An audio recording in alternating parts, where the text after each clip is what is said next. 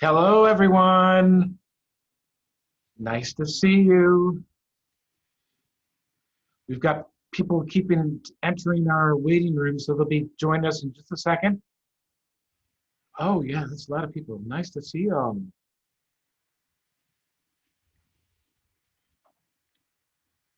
Excellent. I hope you're ready for a great story today. This is one of my favorites, actually. Today we're going to be reading the fantastic Mr. Fox. Maybe some of you've seen it before, but there's a movie out. There's some songs about the fantastic Mr. Fox. There's even an opera. Can you believe that? There's an opera about the fantastic Mr. Fox. I will tell you, in today's episode, there is a little bit of singing. I'll be singing a little bit. So just be prepared for that. That's going to be happening today. We're going to wait about 1 more minute to get a few more friends in from the waiting room. I hope you've had a good day of online learning on this Monday, November 16th. Thanksgiving is next week. Can you believe it? It's going to be here before we know it. We'll all enjoy that. And got some more folks coming in right now. Great to see you all today. Hope you're ready for a little bit of story time.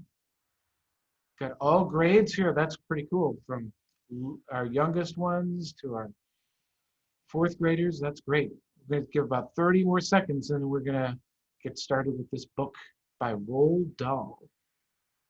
Hope you're excited to hear it. Now, I do want to tell you one thing. There's a little, it's a tiny bit scary at one point, okay? But don't worry, it gets happy right away. So it might get scary for just a moment. And let's see, that's about 20 or so people. That might be a good start for us. Boys and girls, get ready for Roald Dahl's fantastic Mr. Fox. This book is in chapters, and there's 18 chapters actually, and it'll take us 5 episodes to read it. But after each time, we'll post the recording to the website, so if you want to catch up, if you miss one, you can always come back and see it. So it's going to take us about 5 episodes to read us. The first episode, the first chapter is called 3 Farmers. And here we go. Down in the valley, there were 3 farms. The owners of these farms had done well. They were rich men. They were also nasty men. All 3 of them were about as nasty and as mean of men that you could ever meet. Their names were Farmer Boggis, Farmer Bunce, and Farmer Bean. Boggis was a chicken farmer. He kept thousands of chickens, and he was enormously fat. This was because he ate 3 boiled chickens smothered with dumplings every day for breakfast, lunch, and supper. Now, Bounce, he was a duck farmer. He kept thousands of ducks and geese. He was kind of a pot-bellied dwarf. He was so short, his chin would have been underwater in the shallow end of any swimming pool in the world. His food was donuts and goose livers. He mashed the livers into a disgusting paste and then stuffed the paste into donuts. This diet gave him a tummy ache and a beastly temper.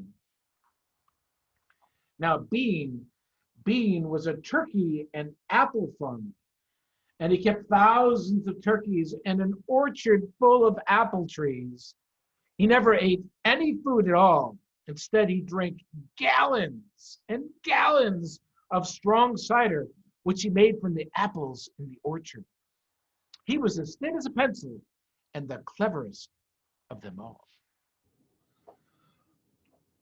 Boggis, Bounce, and Bean, one fat, one short, one lean. These horrible cooks, these horrible crooks, so different in looks, were nonetheless equally mean. Well, that That is what the children all around used to sing when they saw them.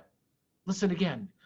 Bogus and Bunce and Bean, one fat, one short, one lean. These horrible crooks, so different in looks, were nonetheless equally mean.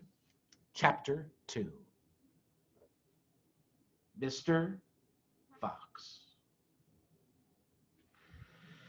On a hill above the valley, there was a wood.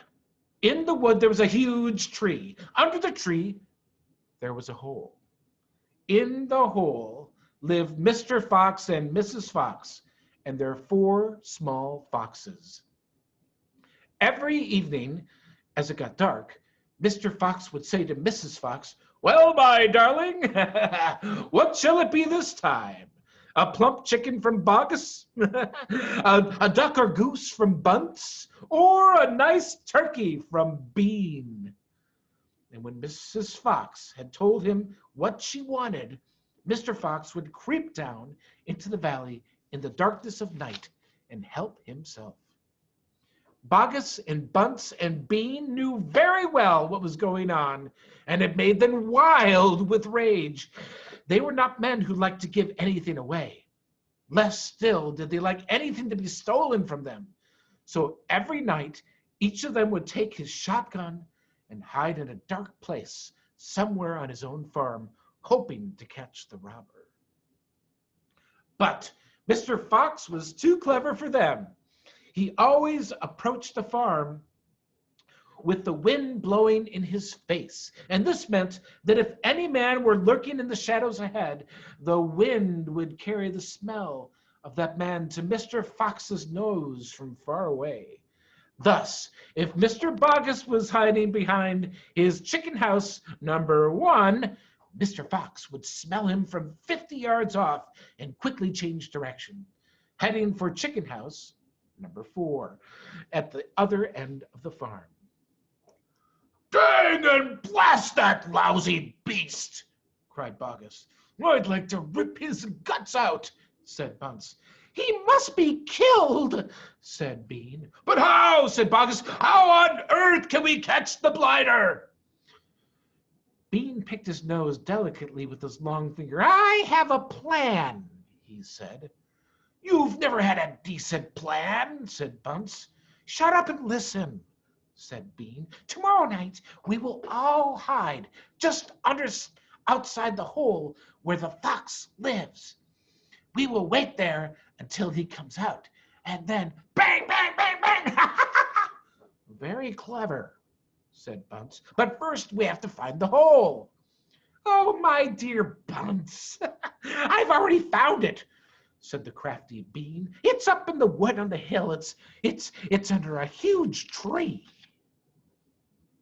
And now, chapter 3, the shooting.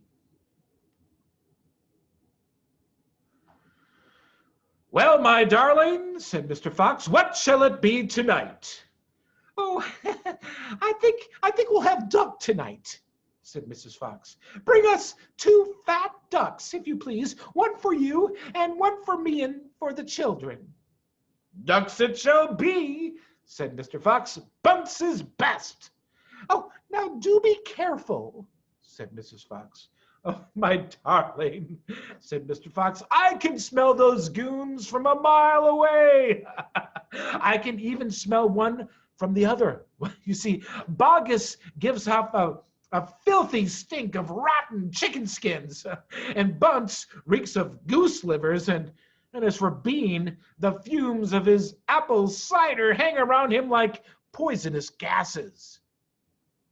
"Yes, but just don't get careless," said Mrs. Fox. "You know they'll be waiting for you, all 3 of them." "Don't you worry about me," said Mr. Fox. "I'll see you later." But Mr. Fox would not have been quite so cocky had he known exactly where the 3 farmers were waiting at that moment. They were just outside the entrance to the hole, each one crouching behind a tree with his gun loaded. And what is more, they had chosen their positions very carefully, making sure that the wind was not blowing.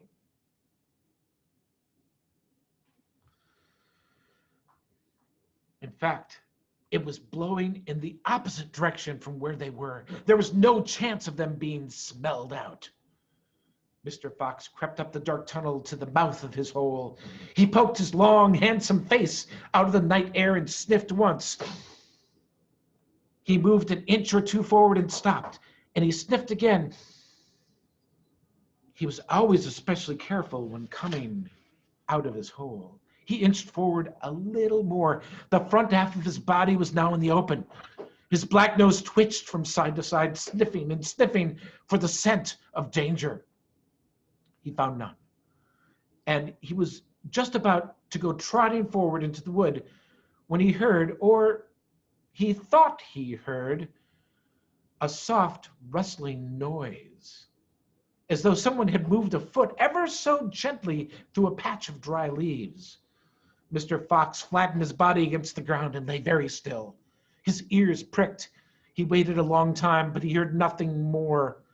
Oh, it must have been a field mouse, he told himself, or some other small animal. He crept a little further out of the hole, then further still. He was almost right out in the open now. He took a last careful look around. The wood was murky and very still, and somewhere in the sky, the moon was shining. Just then, his sharp night eyes caught the glint of something bright behind a tree not so far away. It was a small silver speck of moonlight shining on a polished surface. Mr. Fox lay still, watching it. What on earth was it? Now it was moving. It was coming up and up. Great heavens! It was the barrel of a gun! Quick as a whip, Mr. Fox jumped back into his hole, and at the same instant, the entire wood seemed to explode around him. Bang, bang, bang, bang! The smoke from the 3 guns floated upward into the night air. Bogus and Bunce and Bean came out from behind their trees and walked towards the hole. "Oh, did we get him?" said Bean. One of them shone a flashlight on the hole, and there on the ground in the circle of light, half in and half out of the hole, lay the poor, tattered, blood-stained remains of a fox's tail. Bean picked it up. "Oh, we got the tail, but we missed the fox," he said, tossing the thing away. "Dang and blast it," said Bogus. "We shot too late. We should have let fly the moment he poked his head out." "Oh, he won't be poking it out and again in a hurry," Bunce said. Bean pulled a flask from his pocket and took a swig of cider. Then he said, "Oh, it'll take 3 days at least before he gets hungry enough to come out again. Oh, I'm not sitting around here waiting for that. Let's dig him out." "Ah," said Bogus, "now you're talking sense. We can dig him out in a couple of hours. We know he's there." "Well, I reckon the whole family is of them down there in that hole," Bunce said. "Then we'll have the whole lot," said Bean. "Get the shovels." And here's our last chapter for today, The Terrible Shovels. Down in the hole, Mrs. Fox was tenderly licking the stump of Mr. Fox's tail to stop the bleeding. It was the finest tail for miles around. Oh, that's at least what she said between licks. "Oh, it hurts," said Mr. Fox. "Oh, I know it does, sweetheart, but it'll get better soon." And it will soon grow again, Dad," said one of the small foxes. "It will never grow again," said Mr. Fox. "I shall be tailless for the rest of my life." He looked very glum. There was no food for the foxes that night, and soon the children dozed off. Then Mrs. Fox dozed off, but Mr. Fox, well, he couldn't sleep because of the pain in the stump of his tail. "Well," he thought, "I suppose I'm lucky to be alive at all." And now they found our hole. Oh, we're going to have to move out as soon as possible. We'll never get any peace if we... Wait, What was that? He turned his head sharply and listened. The noise he heard now was the most frightening noise a fox can ever hear. The scraping of shovels digging into the soil. "Wake up!" he shouted. "They're digging us out!" Mrs. Fox was wide awake in 1 second. She sat up, quivering all over. "Oh, are you sure that's it?" she whispered. "I'm positive. Listen." "Oh, they'll kill my children!" cried Mrs. Fox. "Never," said Mr. Fox. "But, darling, they will," sobbed Mrs. Fox. "You know they will." Scratch, scrunch, scrunch went the shovels above their heads. Small stones and bits of earth began falling from the roof of the tunnel. "Oh, how will they get us, Mommy?" asked one of the small foxes. His round black eyes were huge with fright. "Oh, will there be dogs?" he said. Mrs. Fox began to cry. She gathered her 4 children close to her and held them tight. Suddenly, there was an especially loud crunch above their heads, and the sharp end of a shovel came right through the ceiling. The sight of this awful thing seemed to have an electric effect upon Mr. Fox. He jumped up and shouted, "I've got it! Come on! There's not a moment to lose! Why didn't I think of it before?" "Oh, think of what, Dad?" "A fox can dig quicker than a man," shouted Mr. Fox, beginning to dig. "Nobody in the world can dig as quick as a fox." The soil began to fly out furiously behind Mr. Fox as he started to dig for dear life with his front feet. Mrs. Fox ran forward to help him. So did the 4 children. "Go downwards," ordered Mr. Fox. "We've got to go deep as we possibly can." The tunnel began to grow longer and longer. It sloped steeply downward, deeper and deeper below the surface of the ground it went. The mother and the father and all 4 of the children were digging together. Their front legs were moving so fast you couldn't see them. And gradually their scrunching and scraping of the shovels, well, that became fainter and fainter. After about an hour, Mr. Fox stopped digging.